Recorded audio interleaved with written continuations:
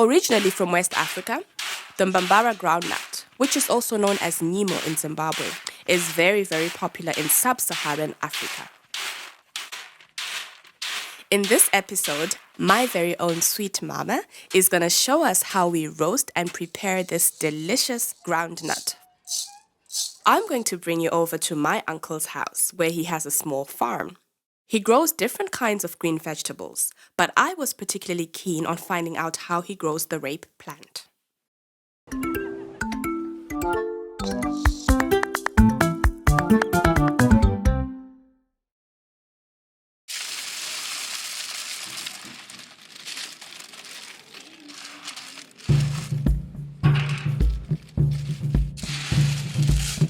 First, my sweet mama puts the Bambara nut, which is also known as the Nyimo, into her traditional mortar.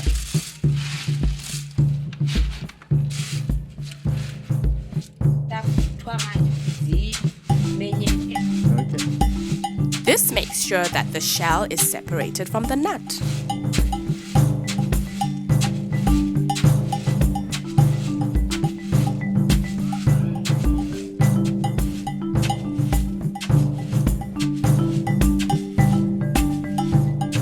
She then uses the pestle to grind like there's no tomorrow.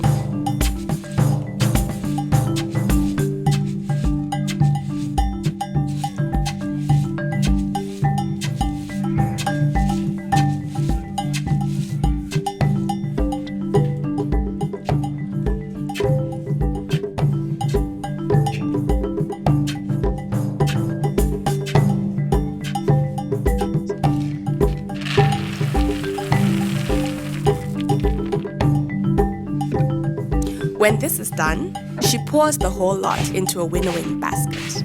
She does this to separate the nut from the crushed shell.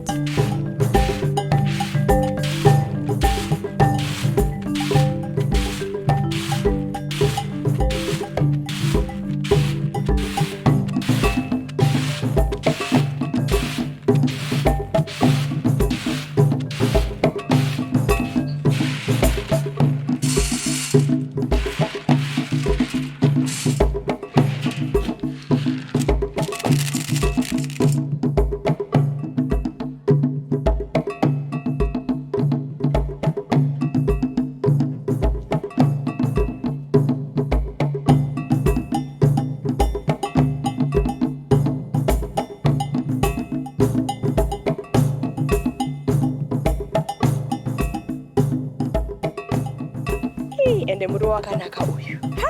Mukanditsanangurira here kuti maukudza sei, makaudyara sei kuti usvike pakunaka kudai so. Right, muriwo unotanga uri pamaseeds. Pamaseeds paya tinonesa maseeds edu handitika.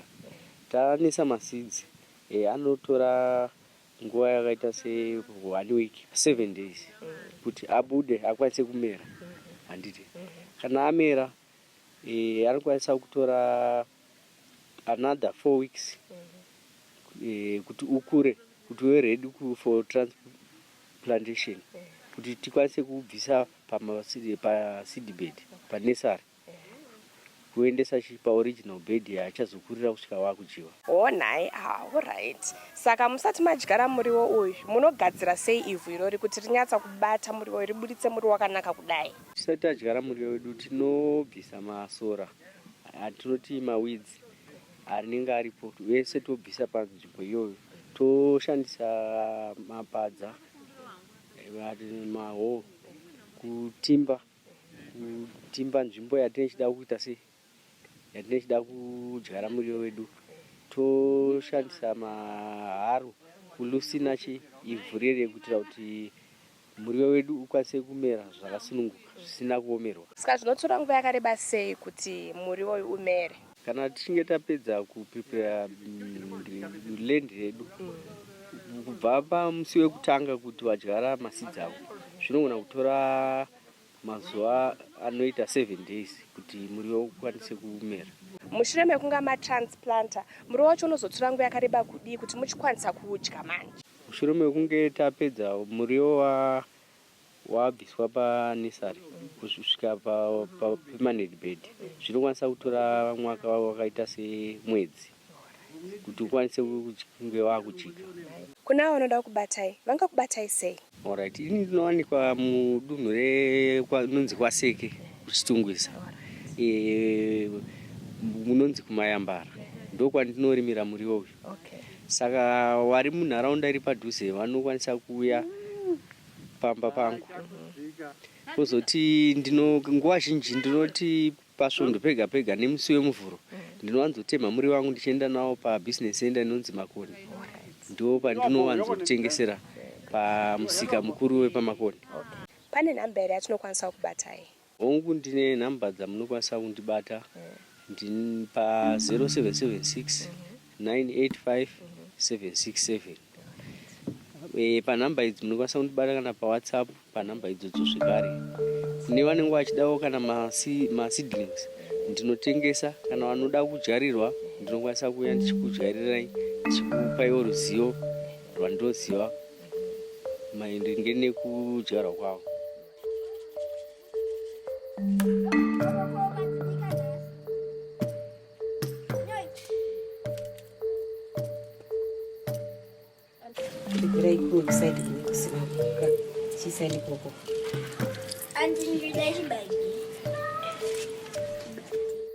Another way of consuming maize is by roasting it on an open fire.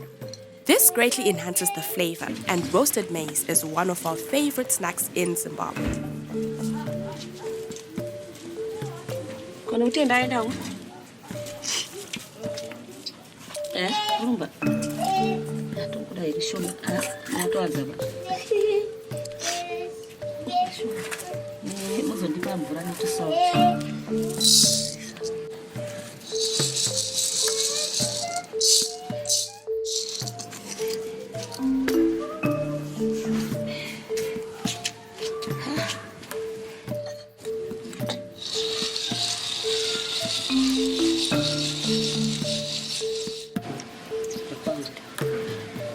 Taste. Taste.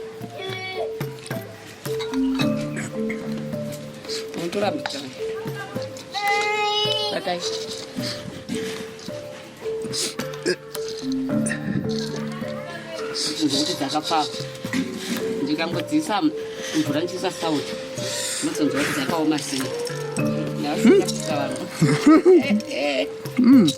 Unaka.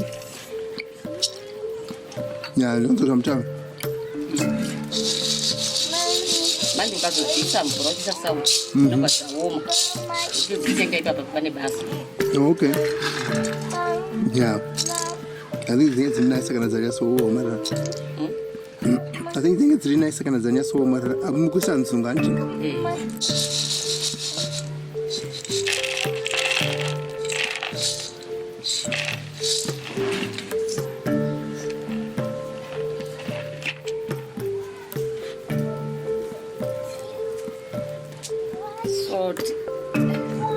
Zvinyatsonakirira.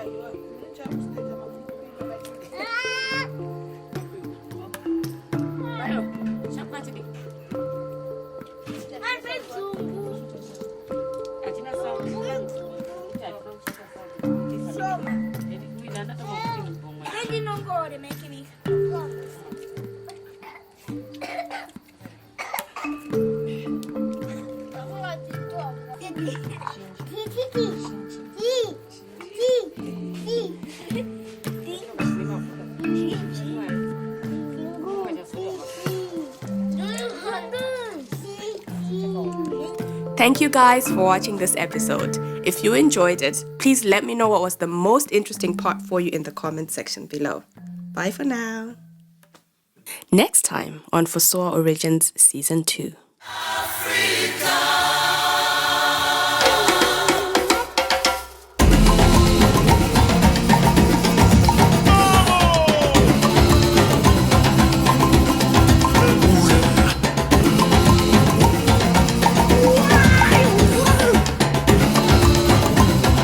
Subscribe, like, and follow FOSOA so you never miss an episode of this amazing and unique African experience.